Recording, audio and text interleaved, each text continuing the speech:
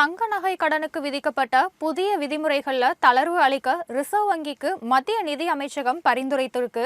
இதனால நடுத்தரம் மற்றும் ஏழை எளிய மக்கள் சற்று ஆறுதல் அடைந்திருக்காங்க. தங்க நகைகள் மீதான கடன்களை வழங்கும் விதிகள்ல ரிசர்வ் வங்கி அண்மையில பல மாற்றங்களை ஏற்படுத்தினது, பல்வேறு புதிய கட்டுப்பாடுகளையும் விதித்தது.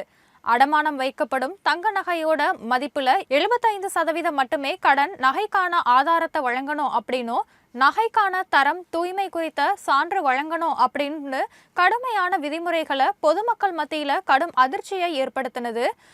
நகை கடன்ல முறைகேடுகள் நடந்திருக்கிறத தடுக்கிற வகையில புதிய விதிகள் கொண்டு வரப்பட்டதா ரிசர்வ் வங்கி சொன்னாலும், இதை எல்லாத்தையும் ஏழை மற்றும் நடுத்தர குடும்பங்கள் மத்தியில கூடுதல் சுமையை ஏற்படுத்தும் வகையில அமைந்திருப்பதா பல்வேறு தரப்பினரும் விமர்சனத்தை முன்வைத்தாங்க. இந்த புதிய நடைமுறைகள் நடுத்தர தரப்பு மக்களை கடுமையா பாதிக்கும் அப்படின்னு அதிருப்தி குரல்கள் எழுந்தது. மேலும் நகை கடனுக்கு விதிக்கப்பட்ட புதிய கட்டுப்பாடுகளை திரும்ப பெறணும் அப்படின்னு பல்வேறு கட்சி தலைவர்கள் ரிசர்வ் வங்கியை வலியுறுத்தி வந்தாங்க. இந்த நிலையில பொதுமக்கள் மற்றும் பங்குதாரர்கள் கிட்ட இருந்து பெறப்பட்ட கோரிக்கைகளின் அடிப்படையில பார்த்தோம்னா, ரிசர்வ் வங்கிக்கு மத்திய நிதி அமைச்சகம் சில பரிந்துரைகளை வழங்கி இருக்குது.